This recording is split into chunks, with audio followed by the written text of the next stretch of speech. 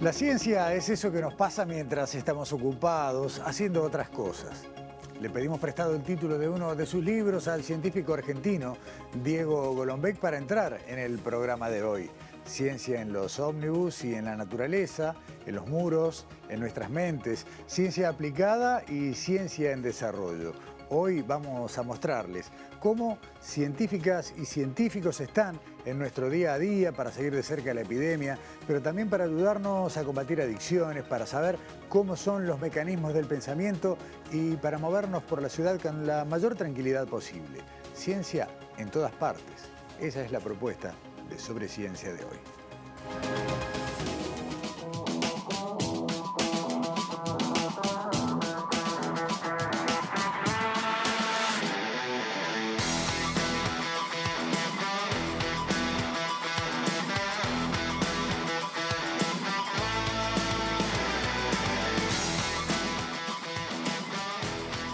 La Intendencia de Montevideo y el Instituto Clemente Estable vienen desarrollando periódicos monitoreos en unidades de transporte de pasajeros aquí en la capital para saber si hay presencia del virus SARS-CoV-2 en ómnibus. Se trata de un monitoreo de material genético en superficies, lo que se realiza analizando muestras mediante la técnica PCR en tiempo real.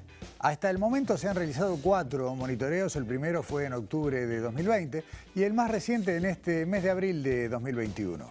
La muestra se define tras un análisis estadístico del sistema de transporte metropolitano en base a la frecuencia de pasajeros, los horarios picos y las líneas que transportan a más cantidad de gente por día. Sobre Ciencia acompañó a los científicos de Clemente Estable durante el estudio más reciente y conversó incluso con el doctor Eduardo de Melo Bolotao, virólogo ambiental y asesor del Consejo Directivo de Clemente Estable, y la doctora Karina Antúnez, investigadora del Departamento de Microbiología. Esto vimos arriba de los ómnibus en la capital.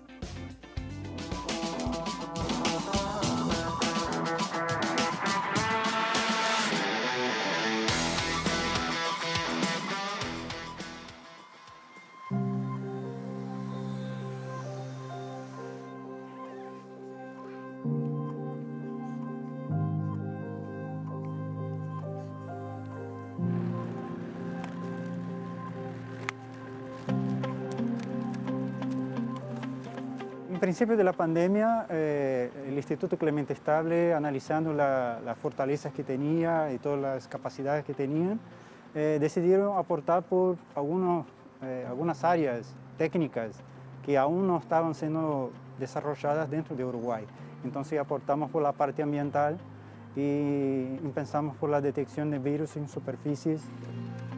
Desde octubre del año pasado, trabajando con la Intendencia, logramos validar todos los protocolos y hacer el monitoreo sistemático en ómnibus de la capital.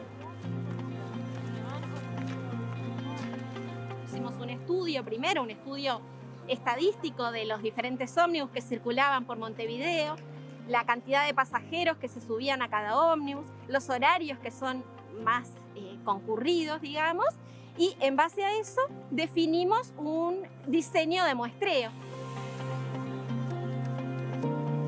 Las metodologías de detección son las mismas, el qPCR, ¿no? El PCR en tiempo real, que tiene alta sensibilidad y especificidad para detección de estos virus. Entonces, ¿qué estamos detectando? Es parte del genoma viral, ¿tá? No exactamente el virus entero. Nosotros nos subimos a los diferentes ómnibus que ya tenemos, no es al azar, sino que nosotros ya determinamos previamente a qué ómnibus nos vamos a subir. Tomamos muestra de diferentes lugares, que son los lugares donde nosotros consideramos que hay más probabilidad de encontrar el virus, como pueden ser pasamanos, donde está la tarjeta STM, los botones, diferentes lugares dentro del ómnibus que podrían considerarse puntos donde se concentran partículas virales. Tomamos la muestra, la otra persona del equipo se encarga de llevar todo registrado en una planilla y una vez que hacemos eso, nos bajamos del ómnibus. Luego se sube el equipo encargado de la limpieza del ómnibus, limpia el ómnibus de la forma habitual y nosotros volvemos a subirnos otra vez al ómnibus para monitorear de nuevo y evaluar de esta forma el efecto de la limpieza.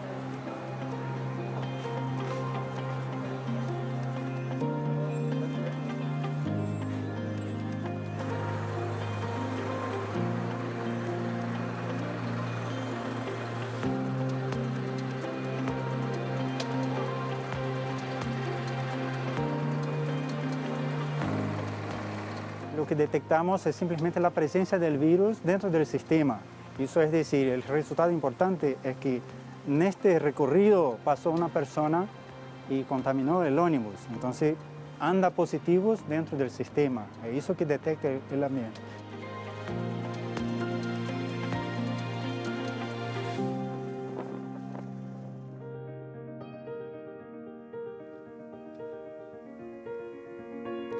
Este es el estudio, esta es la manera en que se realiza el estudio, que ustedes ven, tiene doble toma de muestras. Una en el momento en el que la unidad de transporte se detiene y luego, después de un proceso de desinfección, se realiza una nueva toma de muestras para ver cómo queda el resultado de este proceso. Pero, ¿cuáles son los números que se obtuvo luego de este muestreo realizado, como decíamos, hace pocos días, a mitad de este mes de abril? Repasamos algunos datos. Comparamos el estudio de enero de 2021, donde se muestrearon 68 ómnibus y 3 resultaron positivos. Ahora en abril se muestrearon 70 ómnibus y el resultado fue de 4 positivos, lo cual ya va mostrando una tendencia que de alguna manera tranquiliza. Acá está el comparativo, el incremento llevado a términos porcentuales y tomando la variación del tamaño de la muestra, habla de un incremento de 1,30 exactamente, porque fue 4,41% la cantidad, la proporción de ómnibus con casos positivos a 5,71 en abril. Pero, ¿cómo se contrasta este dato con lo que ha sido el incremento de casos en ese periodo? Y para eso tenemos esta otra gráfica que es bastante clara en ese sentido, porque tenemos que en este periodo subió en los buses ese 29,5% la cantidad de casos, mientras que en la población en general, según los datos oficiales del SINAE, aumentó un 260%. Y ahí está un poco la tranquilidad para quienes utilizan el transporte urbano en Montevideo, que no se refleja para nada ese incremento en los datos. Vamos a pasar a hablar de este tema con Pablo Intamuso, quien es el responsable del área de transporte de la Intendencia de Montevideo. Pablo, ¿cómo estás? Bienvenido a Sobre Ciencia y buenas noches. ¿Qué tal? Buenas noches. Un placer enorme estar acá con ustedes porque algunas veces lo he podido mirar, los felicito por el programa y ahora que veía ese backstage, ¿no? Yo hasta ahora no lo había podido presenciar cómo se hace el trabajo y la verdad que quedo absolutamente maravillado con el trabajo de Clemente Estable. Claro, los que hemos subido a una unidad de transporte durante la pandemia, veíamos justamente los puntos donde toman la muestra, como esos donde una vez se pone la mano con preocupación, ¿no? El botón del timbre, el lector de la STM. ¿Cómo recibe la Intendencia estos resultados? Que si bien tienen un ligero aumento, claramente coinciden con lo que ha sido el pico de la pandemia, por mucho, ¿no? Sí, bueno, lo decías tú, con esa... No me gustaría llamarle tranquilidad porque eso también puede llevar al relajamiento, ¿verdad? Que tanto los científicos hacen énfasis en que no nos puede pasar. Claro. Pero de alguna forma es confirmación de dos cosas. Una de ellas es que estamos convencidos que, así como iniciamos el año pasado este trabajo con el Clemente Estable, hay que trabajar sobre evidencia. No podemos trabajar en esto sobre lo que nos parece, sino sobre realmente lo que está pasando. Y por otro lado, la otra confirmación es que el sistema de transporte, no solamente el de Montevideo, esto es algo que ha pasado en el mundo, no ha sido parte del problema, sino que de alguna forma ha sido parte de la solución. Creo que esto indica claramente, ese desfasaje, ¿no? O no correlación entre el crecimiento de los casos que han habido en el país y el crecimiento de lo que puede llegar a estar ocurriendo adentro de los ómnibus, de las unidades de transporte, indica claramente que en el sistema, si hay un espacio, si hay un ámbito en donde realmente los cuidados son notorios, es en el ómnibus, ¿no? Uso de tapaboca, ventanillas abiertas. Pablo, dos cosas sobre eso, ¿no? Dos cosas, hace poquito circuló justamente un video viral por WhatsApp de una discusión que había entre un chofer y una pasajera que se negaba a ponerse el tapabocas. Y eso ilustra un poco el cuidado, ¿no? Cómo el ómnibus no se movió, los pasajeros incluso estaban molestos. Y eso además se suma, y no lo dije en la introducción, a que después de la desinfección, la segunda muestra dio 0, o sea que en los 5 ómnibus en los que hubo alguna muestra de SARS-CoV-2, esta desapareció luego de la desinfección, o sea que después de la punta de línea el ómnibus queda impecable. Sí, esto nos había ocurrido en el anterior también, lo que no había ocurrido en diciembre, por eso digo la importancia de trabajar sobre la evidencia. En diciembre tuvimos un llamado de atención, aplicamos o reforzamos un protocolo y se reafirmó la necesidad de la sanitización, que viene funcionando muy bien. Esto lo vamos a seguir midiendo permanentemente, vamos a acortar incluso los plazos ahora, vamos a tener una mayor periodicidad en la medición con el Clemente Estable, y además vamos a ver si podemos medir algunas otras variables como la distancia de viaje, los tiempos de viaje, qué incidencia tienen en la posibilidad o no de que haya alguna posibilidad de que haya más trazas de virus en las unidades, y la importancia fundamental de seguir insistiendo ahora que se viene el tiempo más fresco, ¿verdad? No caer en ese error de tratar de poder cerrar las ventanillas. Este elemento parece muy sencillo, pero lo que nos dicen toda la comunidad científica es que es fundamental la circulación de aire y tratar de mantener entonces esas condiciones seguras en nuestro sistema de transporte. Pablo, una de las cosas que se desprende de la comunicación que emitió la Intendencia en estos días es que este convenio de Clemente está siendo reformulado y en alguna medida vos estabas haciendo un anticipo. ¿Qué es lo que se va a plantear en esta nueva etapa que, como decís, se va a reforzar todavía un poco más el control científico de la flota de transporte urbano? Sí, exactamente. Vamos a estar haciendo, esto lo veníamos haciendo cada 2 meses aproximadamente, diciembre, febrero, no recuerdo exactamente los plazos, pero lo veníamos haciendo un poco más esporádicamente. Lo que vamos a hacer ahora es tratar también dependemos un poco de la capacidad que tenga el Clemente Estable, que a su vez está, como todo, está muy exigido y también están con algunos problemas vinculados a la pandemia, o sea, de cierto ausentismo, etcétera, pero vamos a tratar de acortar lo más posible los periodos de medición.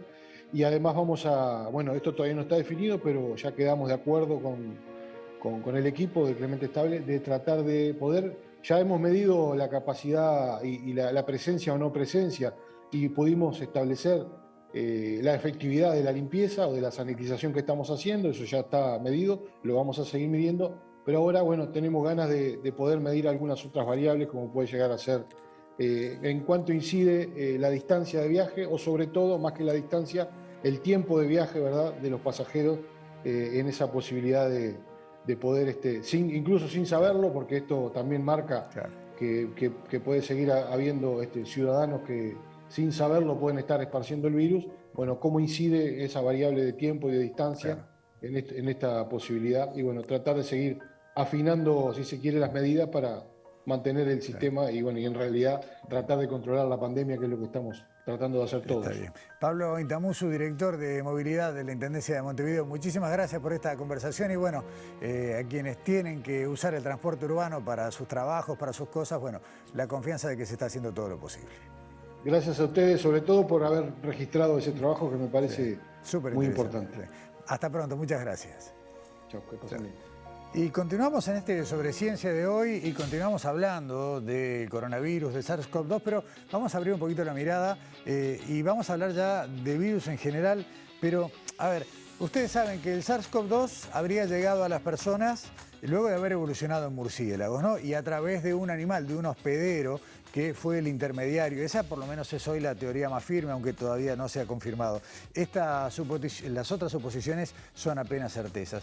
En Uruguay, ustedes saben, tenemos una importante población de murciélagos y sobre todo tenemos también una importante capacidad de estudio, de investigación y se está trabajando mucho en esto. Adriana Del Fraro, quien es doctora en Ciencias Biológicas, que es profesora adjunta de Virología en Facultad de Ciencias, es una de las investigadoras que más ha trabajado en virus de murciélagos, en virus en general en nuestro país y que de hecho en este momento está llevando adelante, está comandando un grupo de trabajo que está tratando de profundizar en cuáles son las poblaciones de virus que se pueden encontrar en los murciélagos de nuestro territorio, además de haber integrado, por supuesto, a lo largo de todo el año, seguirlo haciendo, lo que son los seguimientos epidemiológicos y de mutaciones del SARS-CoV-2 en Uruguay. Estamos en comunicación a través del Zoom con la doctora Adriana Del Fraro. Adriana, bienvenida, buenas noches.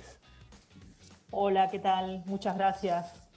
Gracias a vos por estos minutos, que seguramente, ya anticipo, nos van a ser escasos para todo lo que podríamos conversar, pero ¿cómo te llegó a vos? O sea, venís trabajando en virus desde toda la vida y en murciélagos desde hace bastante tiempo. Cuando empezaron a aparecer las noticias del SARS-CoV-2 y la teoría que lo vinculaba con murciélagos, dijiste, bueno, me tocó. Sí, en realidad nosotros ya veníamos trabajando con mucho interés, o sea, en el marco general de los virus emergentes y los virus zoonóticos. Trabajamos bastante con roedores y después empezamos a trabajar más o menos por el 2014, 2015 en murciélagos como posibles reservorios virales. Y bueno, conociendo la importancia de estos mamíferos, ¿no? Que tienen algunas características muy especiales que los hacen súper interesantes para estudiar y que en el país estaban poco estudiados. Claro, ahí está. Vos decís súper interesantes y la carencia de estudios previos o por lo menos profundos, pero ¿qué rol juegan? Por un lado en las cadenas tróficas, en el ecosistema de Uruguay, ¿y por qué hay que conocerlos? Bueno, desde el punto de vista biológico, sí. Los murciélagos son muy importantes en los ecosistemas, ¿verdad? Más allá de que puedan, por sus características biológicas, albergar virus, y hay que hacer la salvedad que, detectar el virus en el murciélago no necesariamente quiere decir que sea transmisible al humano necesariamente, no ni mucho menos, ¿no? Claro. Sin embargo, por eso hay que ser bastante claros en esto. Es real que los murciélagos son, incluso por encima de los roedores, los que más se ha encontrado, se ha detectado diferentes especies virales en ellos, pero a su vez tienen roles importantísimos en los ecosistemas. Nosotros en Uruguay tenemos esencialmente los murciélagos como el vampiro, ¿verdad? Hematófagos, y luego tenemos mayoritariamente murciélagos que son insectívoros y algunos frugívoros. Entonces, en particular, si vamos a ir, por ejemplo, a los insectívoros y frugívoros, tienen roles muy importantes en los ecosistemas. Entonces, bueno, es una especie que está bueno estudiarla, conocer su potencialidad como reservorio viral, pero también hay que mirarlo desde el punto de vista de la conservación. A través de lo que son los recursos que se disponen en el Fondo Clemente Estable que administra la ANI, ustedes han obtenido hace un tiempo, justamente eso, financiamiento para una investigación sobre poblaciones de virus en murciélagos en Uruguay. Contanos un poquito en qué consiste la investigación y hasta dónde han llegado cuando los paró la pandemia. Nosotros presentamos ese proyecto en 2019, antes de tener la pandemia de SARS-2. Y esencialmente el proyecto se focalizaba en tres tipos de virus, a grosso modo, ¿verdad? Eso está condicionado fundamentalmente por el monto de los proyectos, ¿verdad? Uno obviamente quisiera estudiar más cosas, pero tiene que enfocarse en determinadas especies virales. Entonces, por evidencias previas que nosotros teníamos de otros estudios que hicimos prácticamente con muy poca financiación, como muchas veces se hace acá en Uruguay cuando arrancamos una línea nueva, habíamos visto que las poblaciones de los murciélagos de Uruguay había una cantidad muy interesante, una prevalencia muy importante de herpes virus que son propios de los murciélagos. A su vez, en lo que es el marco de nuestros estudios en arbovirus, o sea, de virus transmitidos por artrópodos, también identificamos en algunas colonias murciélagos que habían resultado positivos para algunos de los arbovirus que ya habíamos detectado en el país. Y eso resultó muy interesante, porque entonces la hipótesis que queremos probar, digamos, es si esos hallazgos de genoma viral nos están involucrando a los murciélagos como parte del ciclo biológico de los arbovirus. Claro. Es decir, si el murciélago es un reservorio, es un hospedador viral. Y la otra punta del proyecto, que por eso les decía que fue, digamos, ya lo teníamos en mente quizás antes de la pandemia, de que surgiera todo esto a la luz, justamente es buscar coronavirus en los murciélagos del Uruguay. Esas son como las tres grandes patas del proyecto. Está bien. Adriana, dejamos por un poquito los murciélagos y nos metemos a lo que ha sido la tarea de ustedes en estos últimos 12, 13 meses, que es el seguimiento del SARS-CoV-2, del coronavirus en Uruguay y lo que han sido después sus mutaciones y demás. Ustedes han encontrado algunas poblaciones, a otras las tienen en vigilancia, no han aparecido, pero ¿cómo podríamos describir el escenario? Bueno, el escenario cambió bastante desde que nosotros empezamos a trabajar. Nosotros realmente empezamos bien al principio. Empezamos a trabajar tres grupos, 2 grupos de Facultad de Ciencias, que es Virología y Genética Evolutiva, y en colaboración y en interacción con el Departamento de Laboratorio de Salud Pública con su área de Virología. Y bueno, evidentemente a medida que fue transcurriendo la epidemia, ha cambiado desde varios puntos de vista. Desde el punto de vista epidemiológico, claramente, el panorama cambió y eso fue acompañado también de cambios un poco en las variantes virales que nosotros fuimos viendo que iban apareciendo, ¿verdad? Entonces, al principio de la epidemia, bien al principio, ingresó, digamos, el virus al país a través de una variante, que es un linaje que se llama A. Este virus tiene como 2 grandes grupos genómicos que se llaman A y B.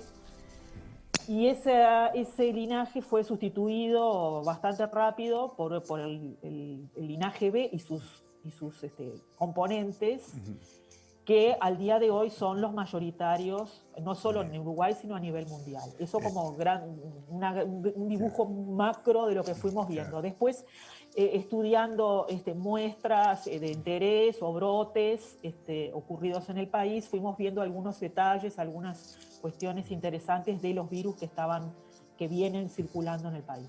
Está bien. Dentro del linaje B se encuentra la que más nos preocupa por estos días, que es la P1, ¿no? La variante Manaos.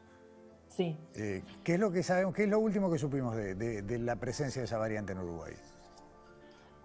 Bueno, lo que es el monitoreo de esta variante es un trabajo que se está haciendo en el país por parte de varios grupos, no solo nosotros.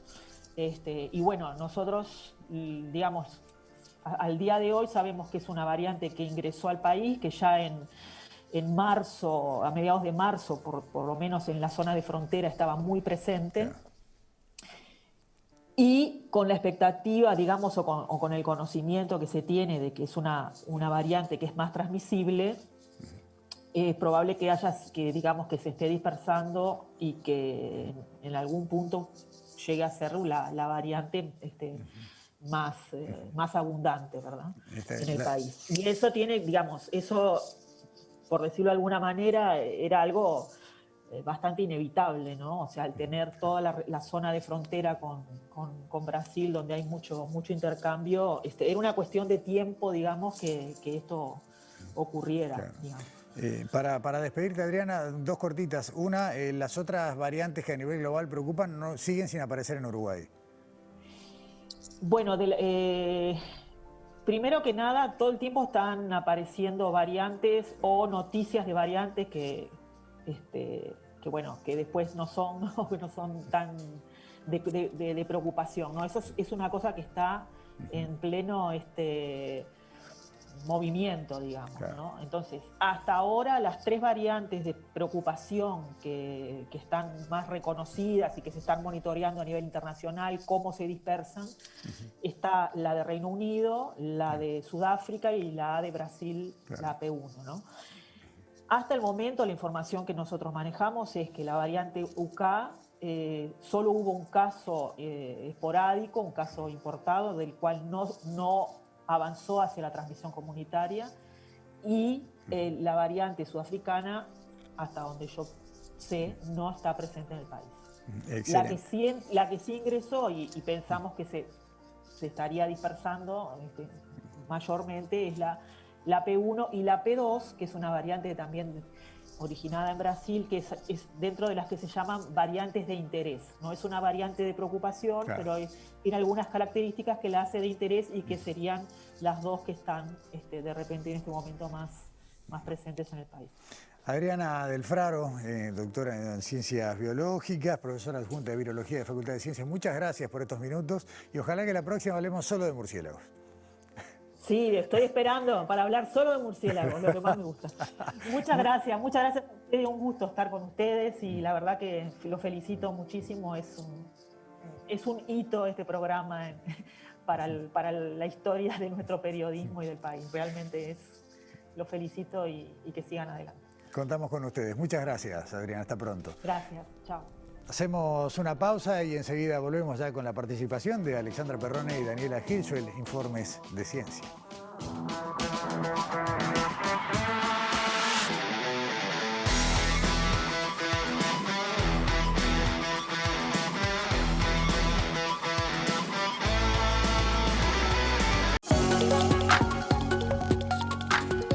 Presenta Montevideo Shopping. Usa el tapabocas siempre.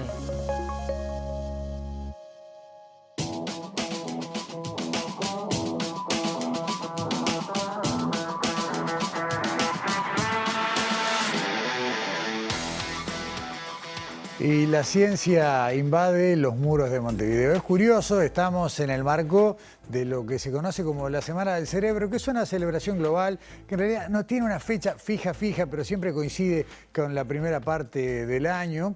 Y bueno, Montevideo este año tuvo la particularidad de ver en sus muros reflejada de alguna manera la actividad de la Semana del Cerebro. Alexandra Perrone ha venido trabajando, recorriendo unos cuantos barrios, conversando con estos científicos devenidos en artistas urbanos. Alexandra, ¿estás por ahí? ¿Cómo andás? Bienvenida y muy buenas noches. Hola, buenas noches Gustavo, buenas noches para todos. Y sí, como vos decís, a mí, bueno, la neurociencia es uno de los temas que a mí me fascinan también, ¿no? Pero creo que también les fascinan un poco a todo el mundo y por eso a nivel mundial se celebra lo que se llama la Semana del Conocimiento del Cerebro, que está impulsada por la Fundación Dana y se celebra todos los meses de marzo, pero desde el año pasado y este año por causa de la pandemia, las actividades se han extendido durante varios meses, ¿verdad? Bueno, este año la Semana del Cerebro, el grupo de investigadores de la Semana del Cerebro en Uruguay, decidieron hacer una propuesta diferente de comunicación. Ellos se caracterizan por sacar el laboratorio a las calles. Todos los martes siempre hacen eso. Sacan el laboratorio a la calle e invitan a la gente a meterse en los misterios del cerebro. Y bueno, para justamente contarles esa propuesta tan especial este año, estuvimos conversando con Laura Quintana.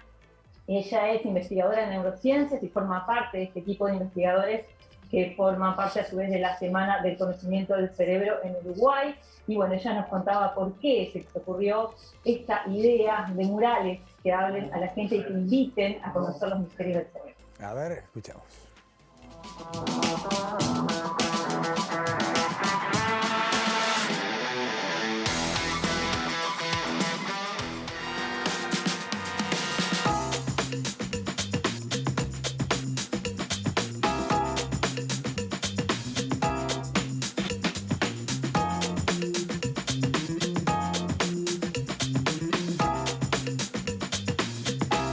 Mi nombre es Laura Quintana, soy investigadora en neurociencias del Instituto Clemente Estable y formo parte del equipo de la Semana del Cerebro. En Uruguay hace 10 años que celebramos la Semana del Cerebro y lo hacemos investigadores e investigadoras de neurociencia, estudiantes de posgrado y de grado de diferentes instituciones, de la Facultad de Ciencias, del Instituto Clemente Estable, de la Facultad de Psicología y de la Facultad de Medicina, que estamos además agrupados en una sociedad transversal que es la Sociedad de Neurociencias de Uruguay. La Semana del Cerebro se caracteriza, hasta el momento se caracterizaba por sacar la ciencia de las instituciones, sacarla del laboratorio y ocupar espacios públicos o clubes o lugares, centros culturales. Este año cambiamos la propuesta para rescatar ese aspecto que tenía la Semana del Cerebro, pero sin exigir como la presencialidad. Y para eso lo que hicimos fue generar un proyecto con 6 artistas para hacer intervenciones artísticas en distintos barrios de Montevideo. Elegimos 6 temas de neurociencia que nos parecían que podían conectar fácilmente con el interés del público y que a su vez nos imaginábamos que los artistas podían utilizar para inspirarse para hacer sus creaciones.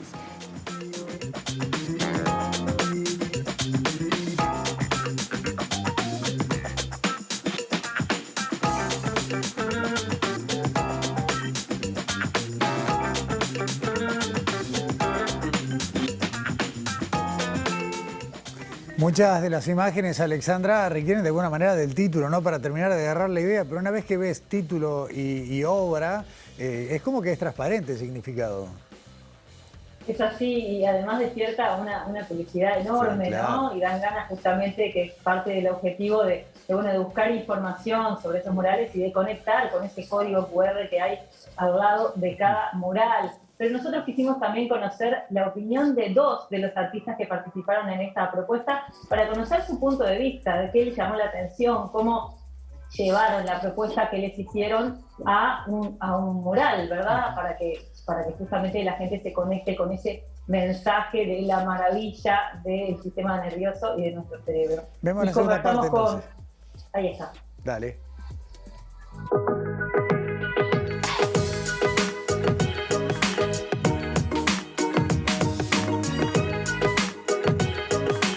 La propuesta, toda en realidad, de la Semana del Cerebro me generó curiosidad, me interesó saber un poco más de qué va la organización y qué es lo que han hecho anteriormente, y me parece innovador y de alguna forma atractivo el hecho de que este año hayan decidido plasmar a través de murales diferentes mensajes.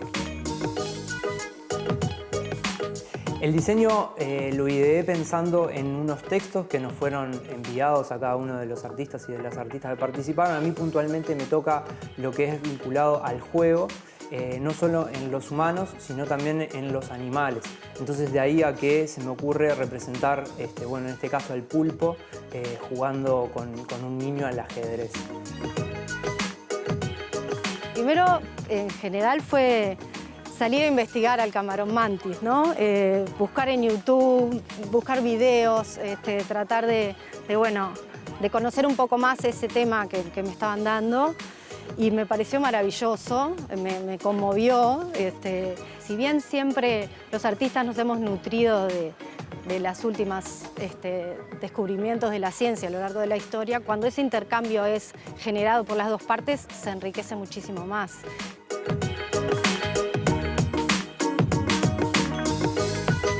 Fue muy importante la televisión, las pinturas quedaron, la verdad, que preciosas, que vinieron los artistas. Los niños se motivaron, vienen más a la plaza, la gente está disfrutando más. Y ahora que está la intendencia también y tenemos policía comunitaria, fue muy importante para nosotros. Se han sacado fotos, las han subido al Facebook, a Instagram, han buscado por el código QR. Tengo un hijo de 11 años y buscó, ¿viste, mamá, que está? Y el pulpo que pintaron en el otro mural. La verdad que los vecinos se interactuaron mucho y lo quieren cuidar.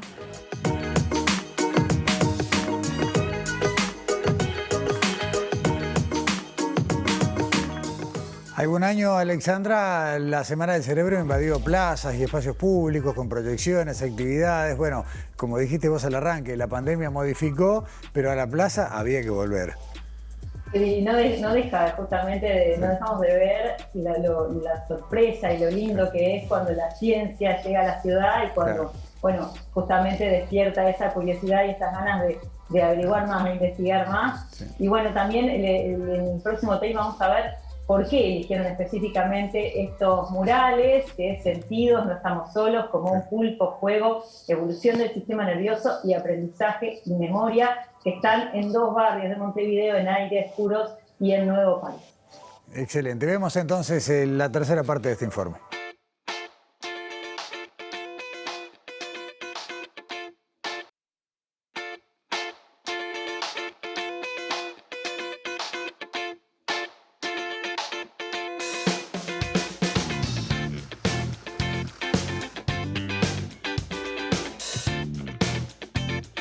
Nosotros creemos que esta propuesta tiene distintos abordajes, como si fuera en capas. La primera capa es disfrutar del mural en sí mismo, que es, son producciones muy lindas, coloridas y que provocan curiosidad. Pero después hay una segunda capa, que es el que le interesa, se acerca al muro, y al lado del muro hay un código QR. Y entonces se puede escanear eso con el celular y ahí el mural le habla a la persona, porque ahí hay un audio que explica y que relata un poco la historia de ese mural y del tema en particular de neurociencia en que habla. Y después hay una tercera, que es ya para los curiosos y que les engancha el tema, y que es el acceso a nuestra página web, donde ahí, además de ver el proyecto Murales en su totalidad, no solo los muros del barrio de uno, sino también del otro barrio, también hay recursos educativos, tenemos material sobre la neurociencia que se investiga en Uruguay.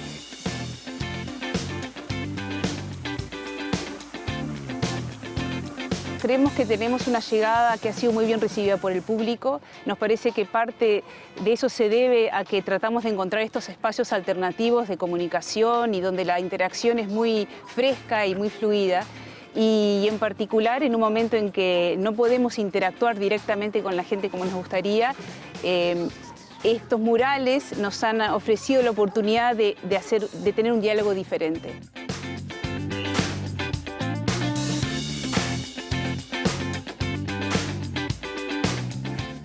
El diálogo diferente seguramente se va a mantener, ¿no, Alexandra? A partir de lo que es la interacción con la gente y lo que será la consulta de la página y todo lo que se genera a partir de ahora, ¿no?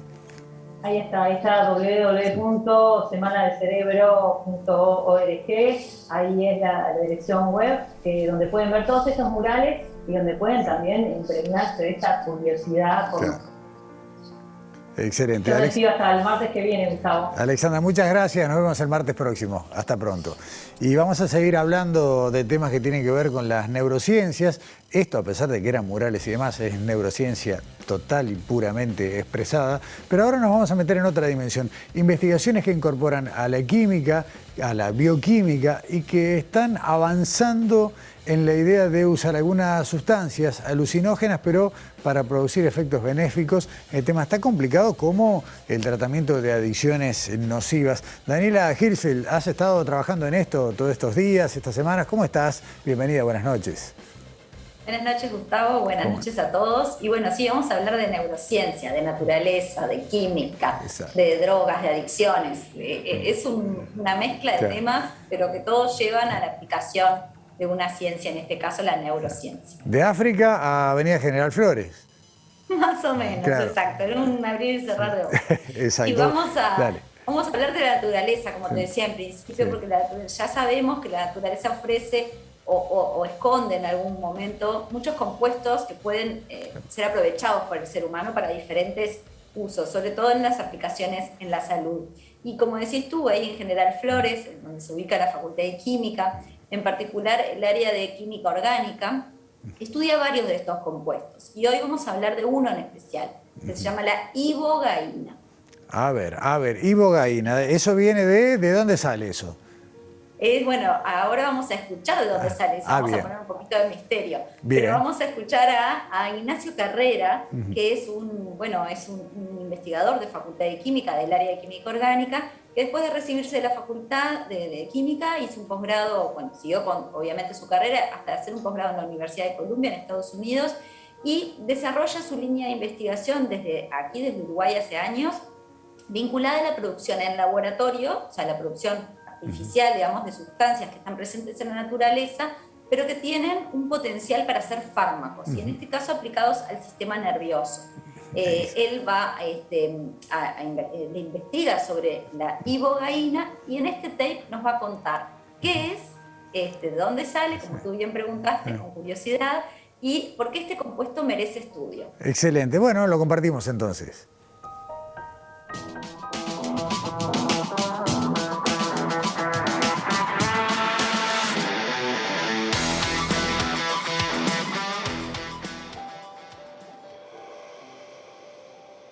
La ibogaína es un alcaloide que se encuentra en la corteza de la raíz de un árbol que crece originariamente en África y que ha sido utilizado por muchos años en un contexto ritual por la cultura Witi, originaria de la zona de Gabón, en África, y con fines espirituales o fines religiosos. A fines de los 90 se descubren ciertas propiedades vinculadas al trastorno del desorden por abuso de sustancias, como una capacidad de poder interrumpir ciertos procesos de abuso a ciertas sustancias. Eso fue como un hallazgo de serendipia, por decirlo de alguna manera, y a partir de eso comenzó una investigación preclínica bastante fuerte a principios de los 2000, donde se demostró que la administración de ibogaína en ciertos modelos animales que se utilizan para evaluar la autoadministración de drogas de abuso, la ibogaína podía disminuir la búsqueda de ciertas sustancias. Entonces se hizo como bastante evidencia a nivel preclínico y evidencia observacional de personas que, por las propias anécdotas de haber consumido ibogaína, había tenido ese efecto beneficioso sobre las adicciones.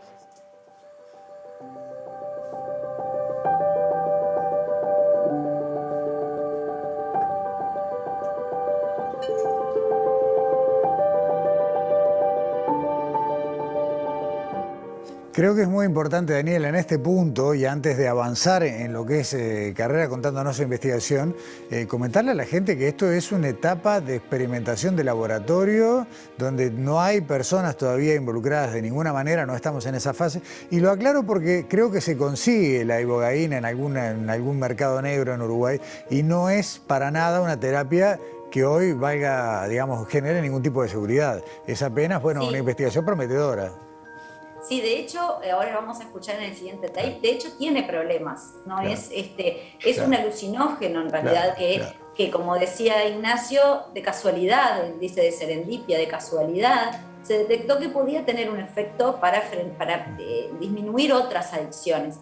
Pero en realidad nada es tan sencillo, y eso es un poco lo que hace, a lo que se dedica Ignacio en su laboratorio, porque justamente ahora nos va a contar por qué es un tema que merece estudio en realidad, porque no se puede usar tal cual tú lo decís, así como está la ibogaína, ¿no? Entonces, para justamente resolver este tema, la ciencia va a trabajar con este compuesto natural, va a tratar de modificarlo de algún modo para que realmente pueda ser beneficioso. Eso nos cuenta en esta segunda parte del tape. Lo vemos.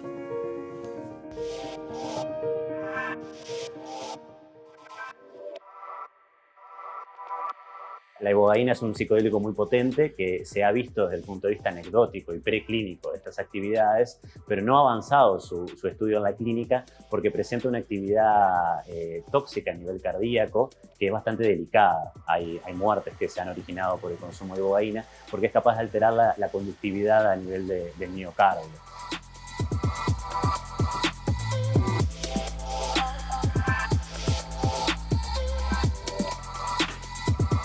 La idea es, por un lado, intentar modificar la estructura química de la ibogaína para poder hacer análogos estructurales que mantengan estas propiedades beneficiosas para interrumpir los procesos de dependencia a sustancias de abuso, pero que no tengan este perfil de peligrosidad, por decirlo de alguna manera, sobre el corazón. Es un proyecto de química medicinal donde la idea es encontrar análogos que sean más seguros, pero para eso es muy importante que sepamos el blanco farmacológico de la ibogaína, o sea, que sepamos cómo es que a nivel molecular genera esos efectos beneficiosos.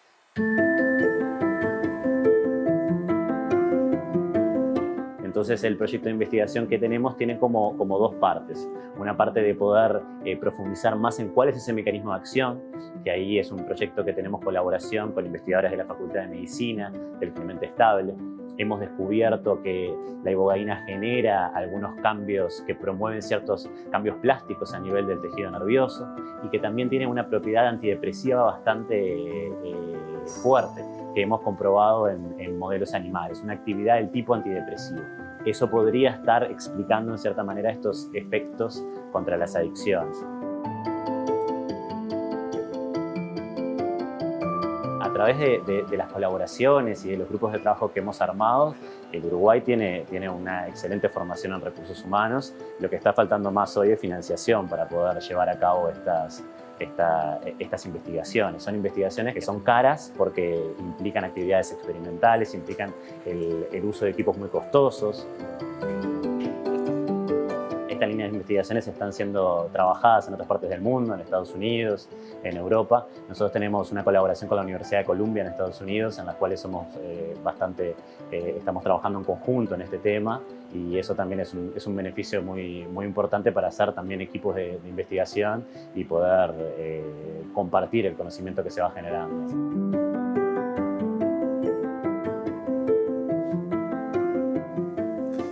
Bueno, Daniela, hasta ahí este informe y esta conversación con el investigador Ignacio Carrera, pero esto tiene muchísimo por delante, ¿no?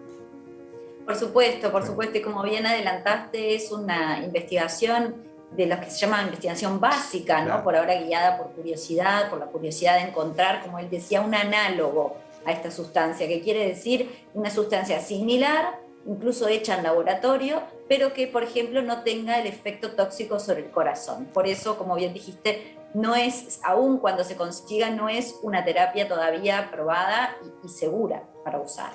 Claro, una vez que se conozca del todo el funcionamiento de esta sustancia, bueno, decodificar cuáles son los componentes, las moléculas nocivas, cuáles son las beneficiosas, y de ahí, bueno, o aislarla o sintetizarla. Exacto, y modificar ese efecto tóxico que tienen que hablar. Daniela Hirschfeld, muchísimas gracias. Bueno, gracias, nos vemos el martes que viene, Hasta el martes. Con más ciencia. Exactamente, muchas gracias, nos vemos. Y nosotros, abrimos una nueva pausa y a la vuelta volvemos a meternos en la mente, volvemos a meternos en el sistema nervioso. Vamos a estar hablando con el investigador Federico Trigo del Instituto Clemente Estable, y para el cierre, ya les anticipo, nos vamos con The Supersónicos, la banda de nuestro colega, periodista científico, Leo Lagos.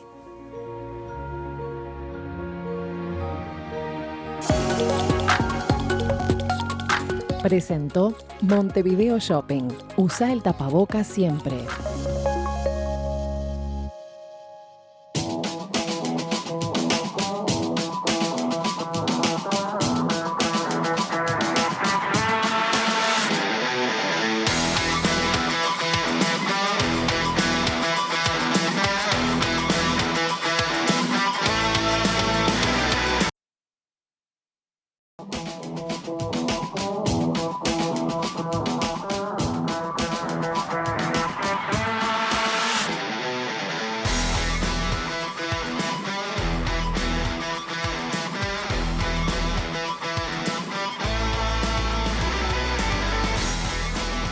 Si se quiere, no es un episodio novedoso porque ya tuvo lugar hace unas cuantas semanas lo que fue la consagración, el tomar conocimiento de que el investigador uruguayo Federico Trigo había sido el primer latinoamericano galardonado con el Greenfield Award, que es un premio de la Sociedad General de Fisiologistas, se entrega en los Estados Unidos y reconoce a la tarea justamente de investigadores que por primera vez tiene el ojo, la mira puesta como reconocimiento aquí a alguien que trabaja desde nuestro subcontinente. Pero nos interesaba, más allá del premio y de la alegría y de compartir, lo que es un logro para este investigador que se desempeña en el ámbito del Instituto de Investigaciones Biológicas Clemente Estable, conocer un poquito más, ya que venimos hablando mucho de neurociencias hoy, justamente estamos metidos en una investigación en ese sentido, conversar con Federico Trigo, preguntarle que nos cuente cuál es el eje de su investigación y sobre todo por qué hacemos tan buena neurociencia en Uruguay. Federico, bienvenido.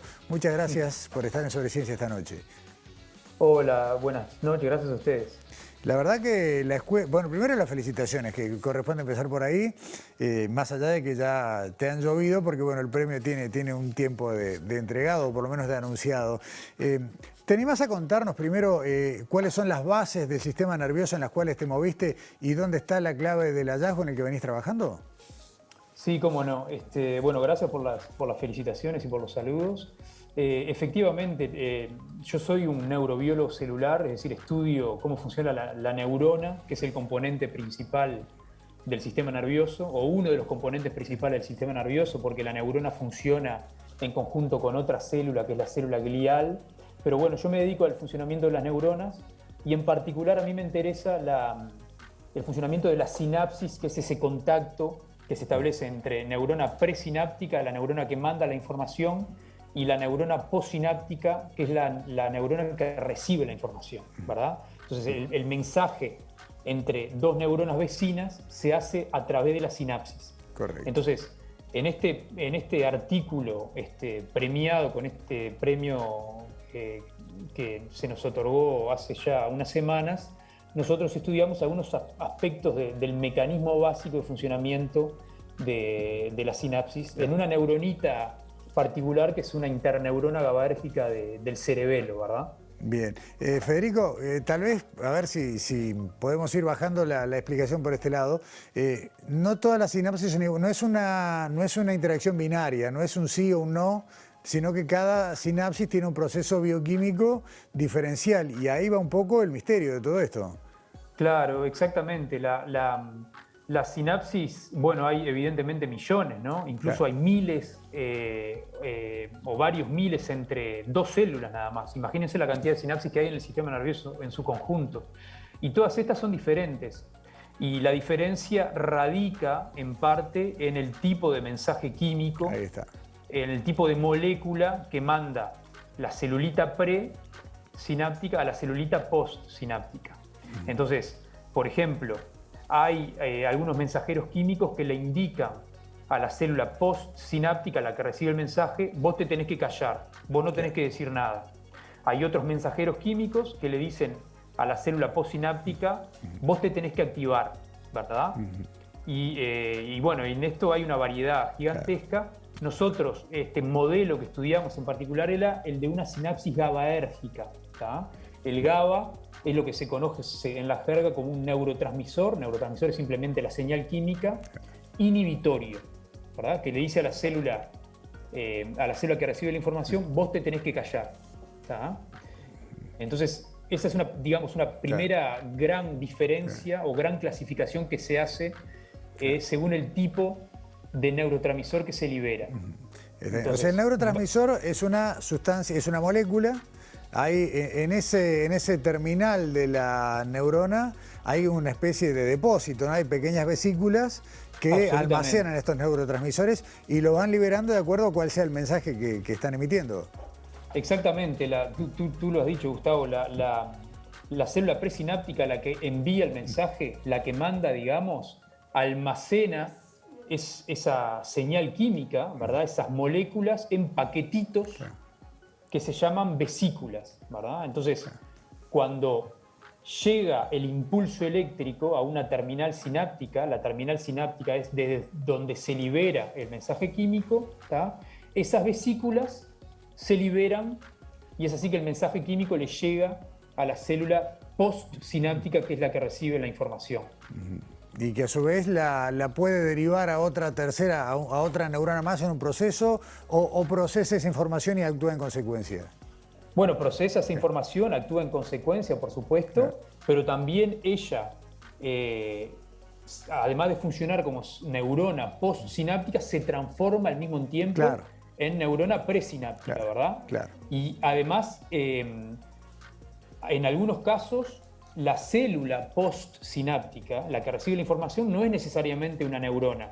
Puede ser, por ejemplo, una célula muscular, en cuyo caso la consecuencia del mensaje químico que se transmite puede llegar a ser la contracción, el inicio de un movimiento. Federico, ¿en cuánto tiempo se desarrolla este proceso? ¿Es una cuestión de microsegundos, de más tiempo? Sí, es una cuestión de un milisegundo, digamos, ¿verdad? O sea, entre que llega el impulso eléctrico a la terminal presináptica y la neurona postsináptica recibe la información, pasa una milésima parte de un segundo, un milisegundo. ¿Ah? No es tan rápido como un microsegundo, pero es de todas maneras muy rápido. Claro, pensar que uno tuviera que comunicarse con otra persona a través de la liberación de distintos líquidos, por usar algo para... Ya suena complicado, ¿no? Multiplicarlo por millones de operaciones en el cerebro en estas fracciones de tiempo. O sea, el mismo cerebro que lo hace no lo puede imaginar, ¿no? Me imagino la abstracción necesaria. Exactamente, exactamente. El cerebro en particular requiere justamente esa rapidez, ¿verdad?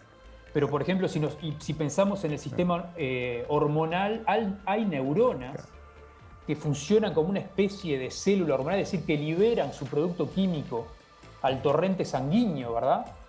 Estas son neuronitas un poco especiales. Y esas neuronas, ese proceso de liberación no tiene que ser tan rápido, ¿verdad? Porque en el sistema hormonal, digamos, podemos esperar un poquito más. Entonces hay pequeñas diferencias según la función que ejerce esa neurona presináptica en el funcionamiento del cuerpo. Fede, estamos viendo ahí algunas imágenes que tú nos entregaste oportunamente, que de alguna manera, digo, son una ilustración simplificada de este proceso que estás describiendo. Ahora, te lleva a lo terrenal. Es muy trabajoso con los instrumentos, las herramientas, por más que ustedes cuentan con buen equipamiento en el Clemente, pero estamos hablando de ciencia de punta a punta. ¿Cuánto hay que meterle de cabeza a lo que no hay de equipo, no? Sí, sí, es un buen punto, Gustavo. Yo siempre digo que en algunas ramas de la ciencia, yo me imagino por ejemplo, los neuroinformáticos o la gente que hace informática, bueno, es cierto que se requiere nada más una buena computadora, ¿verdad? Claro. Aunque cuando digo nada más, bueno, hay computadoras y computadoras, pero es cierto que nosotros los equipos que usamos son equipos relativamente caros o muy caros, de hecho, y a veces, en Uruguay estamos acostumbrados a veces, como decimos, a hacer cosas a pulmón y a atar un poquito con alambre, pero es cierto que si vos no tenés la tecnología que se está usando en el resto del mundo, es difícil mantenerse al día, digamos. Y evidentemente hay experimentos que uno no puede realizar. Ahí, por ejemplo, se está viendo en las imágenes, en unas fotos del equipo con el que yo trabajo, y es cierto que algunas de las cosas, por ejemplo, que se ven ahí, son cosas que son caras y de las cuales existe un solo equipo de ese tipo en todo el país, ¿verdad? Entonces, por ejemplo, ahí se ve... Arriba a la derecha se ve un láser que usamos nosotros para activar algunas células. Bueno, creo que esa tecnología yo fui el primero en usarla acá en Uruguay y la verdad, la tecnología es cara y para eso se necesitan recursos, obviamente. Está en capacitarse y superar lo que todavía no hay, pero ya llegará. Federico Trigo, creo que todo esto pone todavía en un poquito más de valor lo que son los reconocimientos, en este caso el tuyo y el de muchos investigadores de acá, que, bueno, con lo que hay hacen ciencia y de la buena y los misterios del cerebro que no se acaban nunca tampoco. Muchísimas gracias. Exactamente, cierto. No, por favor, gracias a ustedes. Hasta pronto. Y nosotros vamos cerrando Sobre Ciencia de hoy con música, lo que anticipábamos. Quiero contarles, es casi una broma, ¿no? Leo Lagos, nuestro colega, generalmente reniega, ¿no? Él no se presenta como periodista, sino como un curioso de la ciencia que escribe, fundamentalmente actualmente en La Diaria, pero ha estado involucrado en muchísimas cosas de divulgación y es además integrante de Supersónicos, banda con la que nos vamos. Junto con él en The Supersónicos están Pablo Gómez, Leandro Mangado y su hermano Tito. El tema Contacto, mucha ciencia en el videoclip. Nos vemos el martes que viene.